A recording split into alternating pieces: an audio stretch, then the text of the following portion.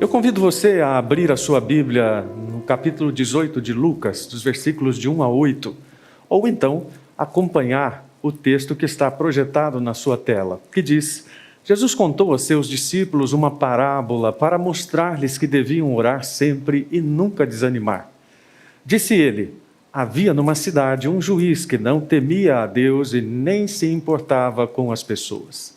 Uma viúva daquela cidade vinha a ele com frequência e dizia: faça-me justiça contra meu adversário. Por algum tempo, o juiz não lhe deu atenção, mas, por fim, disse a si mesmo: não temo a Deus e não me importo com as pessoas, mas essa viúva está me irritando. Vou lhe fazer justiça, pois assim deixará de me importunar. Então o Senhor disse: aprendam uma lição com o juiz injusto. Acaso Deus não fará justiça a seus escolhidos, que clamam a Ele dia e noite? Continuará a adiar sua resposta? Eu afirmo que Ele lhes fará justiça, e rápido. Mas quando o Filho do Homem voltar, quantas pessoas com fé Ele encontrará na terra? Oremos. Senhor, estamos reunidos aqui em torno da Tua Palavra de uma maneira que nenhum de nós consegue imaginar. Mas eu continuo tentando, e na minha cabeça eu formo essa imagem maravilhosa de pessoas reunidas em torno da sua TV, do seu smartphone, do seu computador, do seu tablet, para ser igreja e para receber do Senhor as mensagens e as instruções para uma vida cada vez mais agradável a Cristo. Então eu peço humildemente que nesta manhã, mais uma vez, não seja diferente, que o Espírito sopre no nosso coração o ensino divino a respeito da persistência da oração. E que saiamos daqui, ou que continuemos nas nossas casas, transformados por este ensino. Oramos no nome de Cristo. Amém. Uma das coisas que eu sempre achei divertida na infância e que nós vimos lá em casa era a forma como eles lidavam com o conceito de justiça. Eu acho muito divertido ver uma criança de 3, 4, 5 anos andando para algum lado e dizendo: isto não é justo. Que ideia há de justiça numa criança de 3, 4, 5 anos ou mais? Mas de alguma forma elas constroem na sua capacidade de pensar, ainda que limitada, aquilo que é conveniente, devido ou que elas acham que é merecido. Os nossos filhos, com eles não foi diferente. Quantas vezes eles disseram para nós: isto não é justo? E é verdade, muitas vezes eles tinham razão. Eles cresceram e chegaram à idade escolar e muitas vezes voltaram para casa revoltados com determinadas situações e dizendo: isso não é justo. E então eles cresceram e foram à faculdade e descobriram ainda um mundo mais injusto e voltavam, quantas vezes até mesmo irados e dizendo: isto não pode acontecer. Mas o que de tão injusto eles viram no mundo? Aquilo que eu e você temos visto. Nem sempre os corretos são reconhecidos, recompensados, nem sempre os honestos recebem um bom resultado da sua honestidade. Pelo contrário, às vezes vêm os desonestos prosperarem. Eles viram muita desigualdade, continuam vendo. E embora eu seja um otimista em relação àquilo que tem acontecido no mundo, ou seja, a justiça tem aumentado, sim, os direitos humanos têm aumentado, sim, isso é estatístico. No entanto, é inquestionável que a desigualdade corre à frente de todos esses avanços.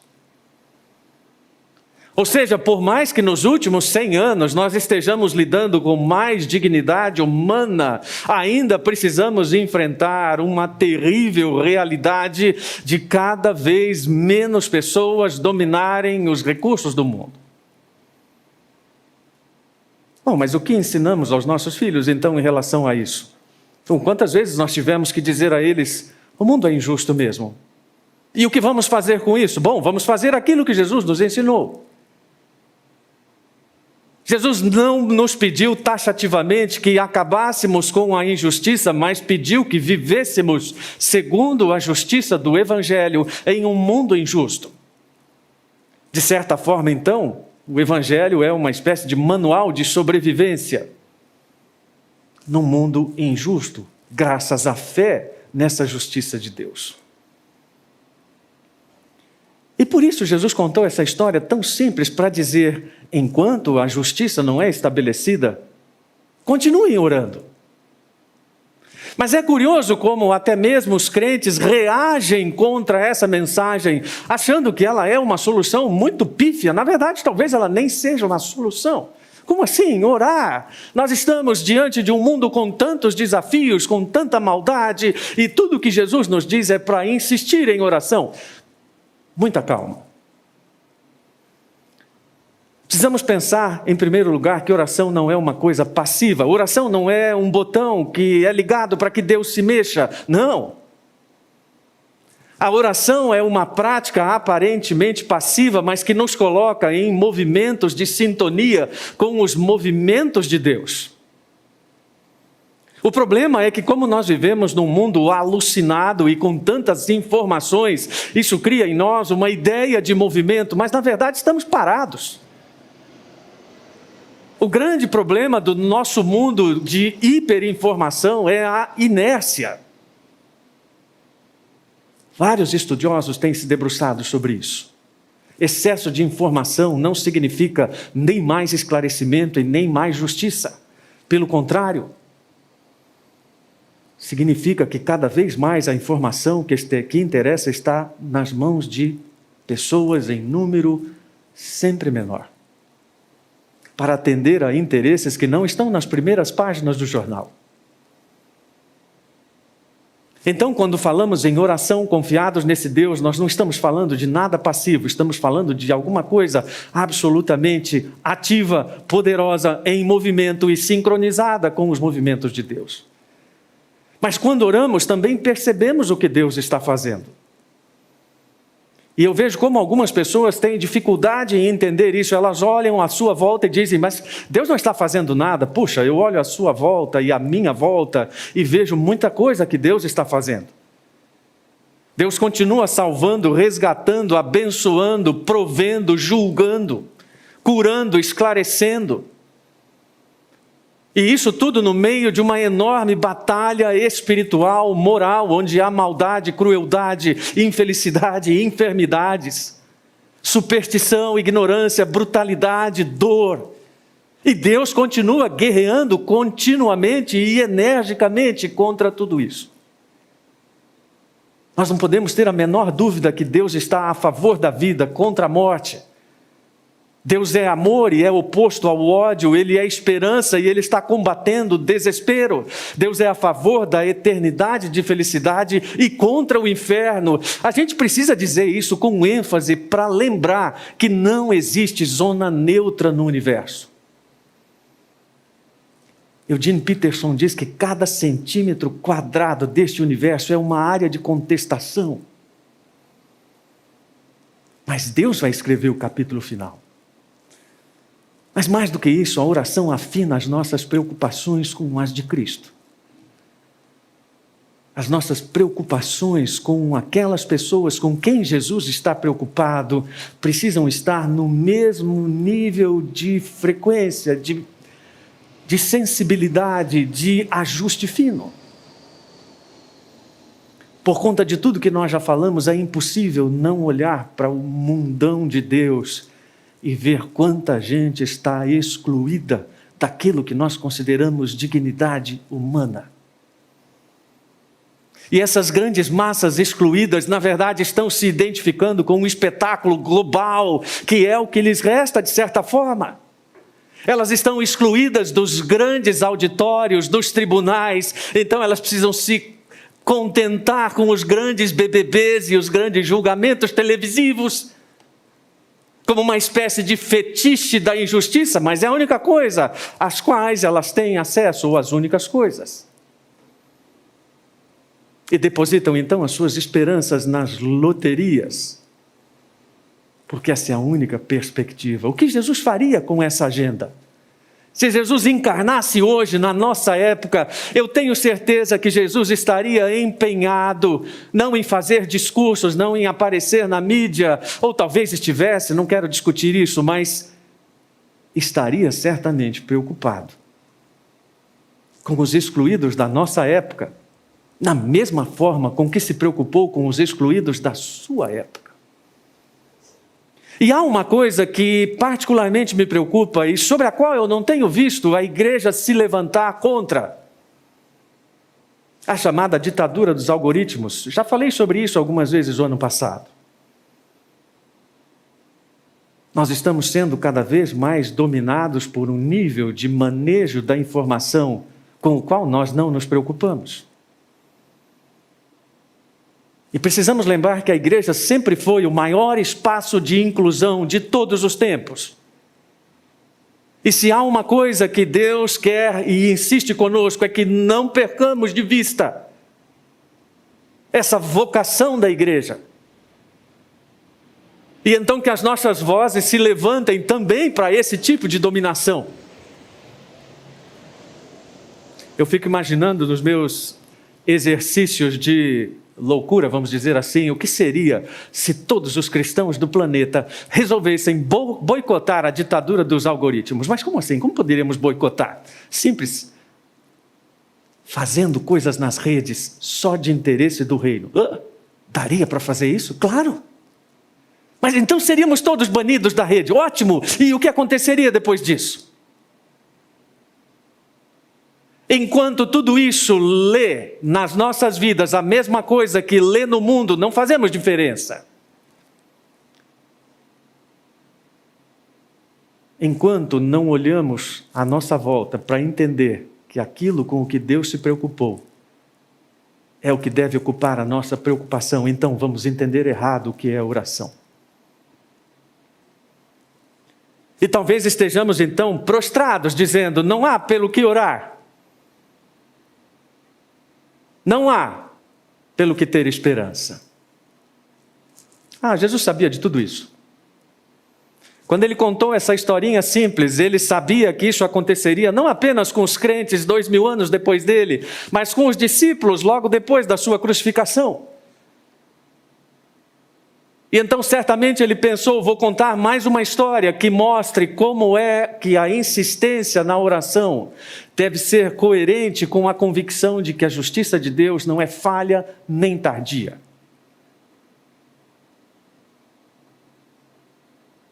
E contou essa história, que para nós parece muito simples, mas que, como eu disse domingo passado, entendendo a cultura do Oriente Médio, a gente vê que riqueza de detalhes. É um ensino sobre a persistência em oração? Sim, mas é um ensino sobre o que fazer enquanto a justiça não se estabelece completamente. O que fazer enquanto nós estamos desesperados, sem nenhuma esperança? O que fazer quando todas as lições do mundo que nos parecem simpáticas falam de resiliência, de superação, de pensamento positivo, e estamos dispostos a abraçar isso, mas esquecendo que oração não é isso. O antídoto para o desespero não é determinação, é dependência. E Jesus então conta uma história usando como um paradigma de comparação um juiz ímpio. A semelhança do que já tinha feito, falando, por exemplo, de um administrador astuto e desonesto. E Jesus disse, havia um juiz que não temia a Deus. E você lê esse texto e diz, mas tem tanta gente que não teme a Deus. Não, peraí, vamos entender isso dentro do contexto daquela época. Era um juiz que primeiramente não respeitava ninguém, o que dentro da cultura oriental é extremamente reprovável. Mas um juiz que não sentia vergonha do que fazia. Ou seja, não sentia vergonha de ser corrupto, desonesto. Naquela época, os juízes eram chamados de juízes de proibições, mas no trato comum eles eram chamados de juízes ladrões, um trocadilho com as palavras na língua original, para mostrar como eram corruptos. E o fato dele não sentir vergonha do que fazia é muito sintomático, porque a cultura do Oriente Médio é uma cultura de vergonha. Às vezes nós vemos uma notícia nos jornais dizendo: olha, o presidente de uma grande companhia asiática se suicidou depois de ter sido descoberto num caso de corrupção. Nós dizemos e fazemos brincadeira: nossa, mas se fosse no Brasil, quanta gente... Não. Nós não entendemos que para aquelas pessoas do outro lado do mundo, a boa reputação e uma moral ilibada são, na verdade, um grande patrimônio. E que não poder desfrutar disso é causa de morte, é melhor morrer do que viver em vergonha. Então, quando Jesus está dizendo que o juiz era corrupto, não temia Deus, não temia homens e não tinha vergonha, ele está dizendo que era alguém completamente desconectado de qualquer sensibilidade para com os seus semelhantes ou para com Deus. Alguém que não está sensível ao sofrimento de ninguém. Alguém que diz: eu sou mais eu. E isso é tão comum também nos nossos dias, não é mesmo? Quantos crentes com essa postura? Você falou: o quê, pastor? Está me chamando de corrupto? Não, corrupto não. Autossuficiente, talvez. Corrupto não, mas insensível. Por que não? E do outro lado, no contraste, uma viúva desamparada. Se você pegar a Bíblia desde o começo dela, você vai ver em vários lugares como as viúvas eram tomadas não apenas como expressão de desamparo, mas como metáfora de alguém que não tem ninguém por si. O simples fato daquela mulher estar sozinha num tribunal de homens já mostra que realmente ela não tinha ninguém por ela. Não havia um pai, um tio, um irmão, alguém que pudesse ir lá, um cunhado, um distante, parente distante. Ela é a personificação da pessoa só, sem ninguém para ter a quem apelar, e pedindo proteção ao juiz constantemente, provavelmente de uma causa monetária. Essa mulher representa a mim, a você, aos discípulos de Cristo, igualmente dependentes de Deus num mundo que não nos dará proteção segundo a justiça de Deus. Um mundo que, segundo esta realidade, nos incentivará, sim, por causa da dificuldade, a orar sem cessar, e a orar especificamente, e a não desanimar, num contexto em que tudo leva ao desânimo.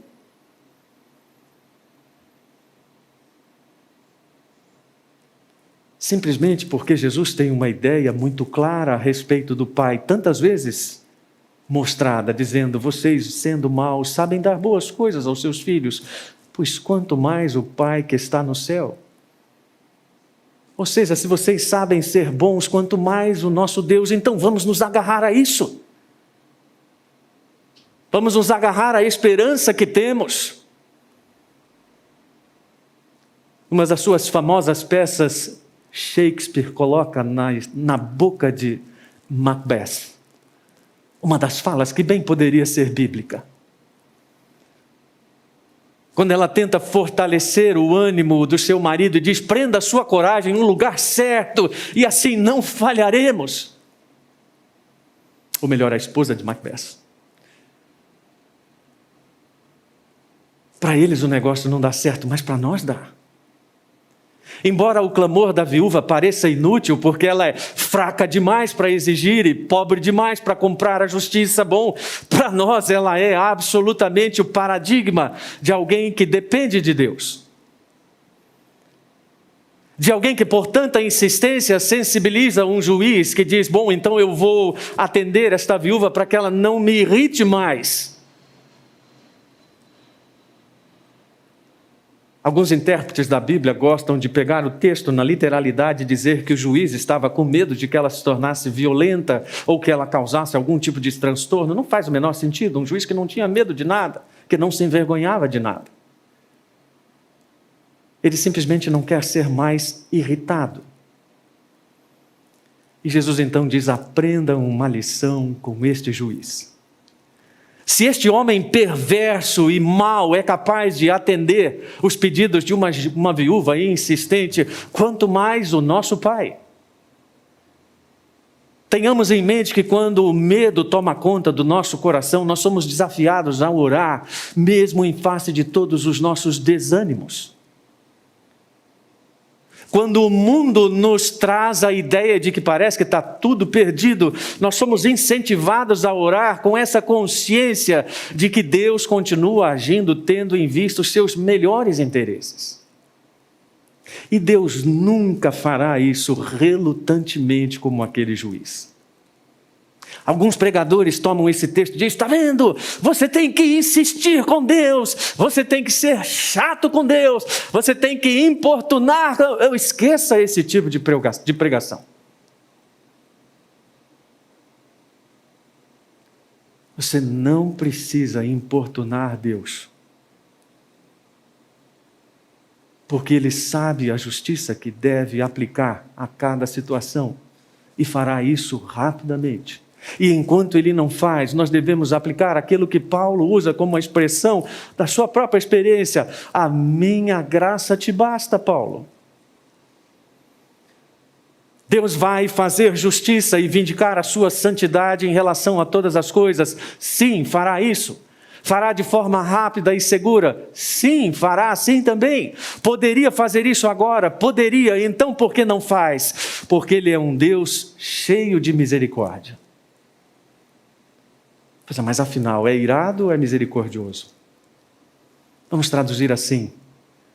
Deus é plenamente capaz de conter a sua ira até que haja algum resultado de arrependimento na vida do homem. E isso é compaixão. Falando ao povo de Israel, Deus estabelece um traço marcante sobre o seu caráter, dizendo: o Senhor Deus é Deus zeloso do seu relacionamento com vocês. É um Deus que não quer que ninguém se perca, sim, mas é um Deus que já vingou toda a injustiça na cruz. Quando o apóstolo Paulo diz lá em Colossenses que ele desarmou os governantes e as autoridades espirituais e os envergonhou publicamente ao vencê-lo na cruz, a lógica é simples. Ele está dizendo que todas as autoridades do maior império do mundo acharam que tinham subjugado Jesus na esfera política e terrena, mas Jesus demonstrou com a sua morte, a sua ressurreição, que tinha vencido numa esfera mais elevada e que tinha derrotado todas as forças das trevas e demônios e tudo aquilo que você possa imaginar que esteja a serviço de Satanás. Deus está atento às nossas necessidades. Nós podemos perguntar, mas como foi que uma viúva conseguiu chamar a atenção?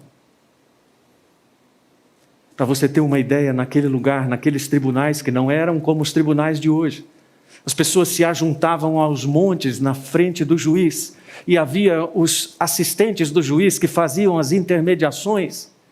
Esses assistentes iam até as pessoas e consultavam qual era o problema, percebiam qual era a capacidade financeira do requerente e então voltavam ao juiz, e o juiz então se voltava e dizia: você pode vir aqui.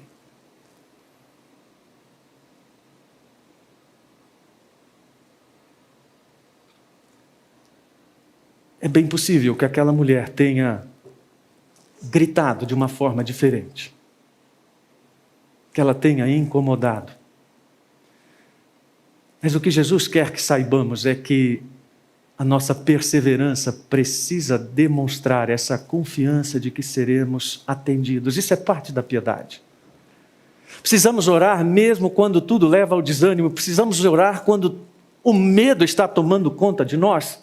E precisamos orar especificamente não porque Deus precise dessas definições, mas porque nesses movimentos nós afinamos os nossos desejos com a vontade de Deus. Precisamos orar com horizontes mais amplos. Quando alguém aqui vem nos dizer da situação dos cristãos na China, minha vontade é perguntar: quantas vezes você lembrou dos nossos irmãos na China nesta semana? Estamos habituados a um tipo de cristianismo que não passa do umbigo. em relação ao raio de preocupações, que não se lembra da injustiça do mundo, que olha para todas as situações de racismo e diz, bom, isso é manipulação da imprensa, que olha para toda a desigualdade social e diz, bom, essas pessoas não souberam trabalhar, elas não estão aproveitando as oportunidades. E diz, nós temos a mensagem de Jesus, mas não movemos uma palha para tornar essa mensagem prática na nossa esfera de ação. Apesar disso, Deus continua agindo. E essa justiça não está condicionada aos nossos pedidos. Ele está operando na história, vai realizar seus objetivos, vai vingar seus eleitos. E se um juiz iníquo pode ceder à insistência, o nosso Deus bondoso pode afastar a ira até que aplique a justiça. Eu não sei o que faz você sofrer hoje, o que tira a paz do seu coração hoje, mas a mensagem é clara: insista e persista orando, até que você alcance a justiça de Deus, ou até que ela seja estabelecida. Porque a justiça de Deus jamais tarda e jamais falha. Vamos orar? Deus, obrigado por este apelo insistente de Jesus, a nossa confiança no Teu poder soberano. Obrigado porque Tu és Pai, obrigado porque Tu tens nos ensinado a orar insistentemente. E eu quero orar também como comunidade batista em Moema, Pai. Que haja um despertamento para essa necessidade que esteja acima de qualquer contexto restritivo, acima da pandemia, acima de todas as consequências nefastas que ela tem trazido. Fortalece-nos na oração e nas convicções do Teu poder, da Tua bondade e do Teu justo juízo, em nome de Jesus. Amém.